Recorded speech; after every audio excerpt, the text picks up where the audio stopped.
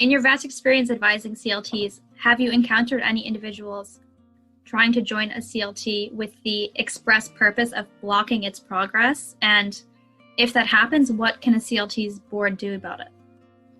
Okay, well, yes, unfortunately, I have. I've worked with CLTs for over 10 years, and I've known several situations in which individuals that were objecting to the choice of CLT's site have attempted to join the CLT as members in order to disrupt the organisation, to cause the CLT to give up on the project.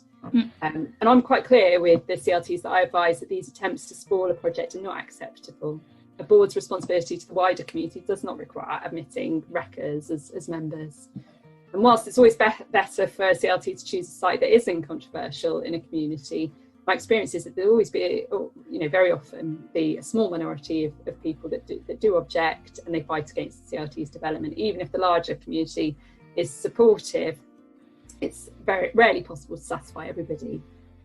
But with the principle in mind of acting for the benefit of the whole community, community land trusts can progress such sites, and objectors should, and usually do, use the planning process to lodge any objections to a particular project.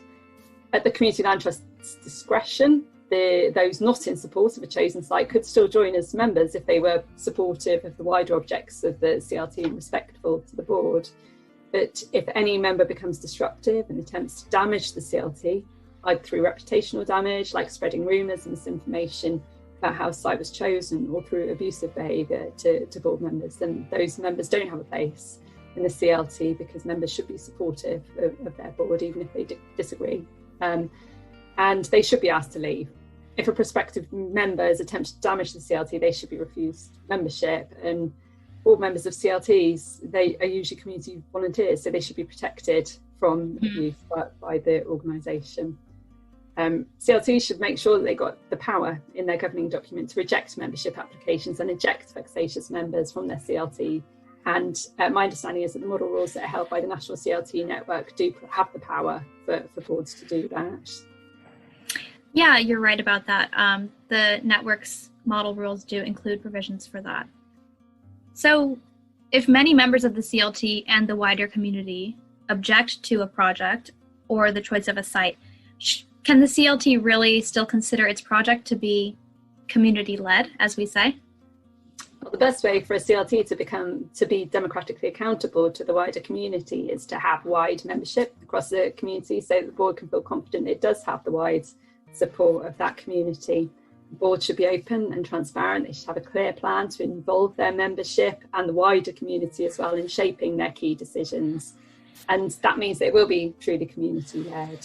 If they put good governance policies in place covering things like conflict of interest, timely publication of board minutes, and what confidential information is shared and what has to be withheld, then the CLT will protect themselves against vexatious behaviour from any minority that's trying to wreck a project. Some CLT boards do become derailed in rare occasions, become derailed by objectors because they take for granted that they're community-led, because they're community members, and they don't invest the time to be open, transparent and engaged with their members in the wider community. But on the other hand, the board should protect the CLT from anybody that's seeking to damage it, and this might mean refusing applications for membership. It might mean ejecting members from the membership and suspending membership applications during the run-up to a general meeting if this is in the best interest of a wider community.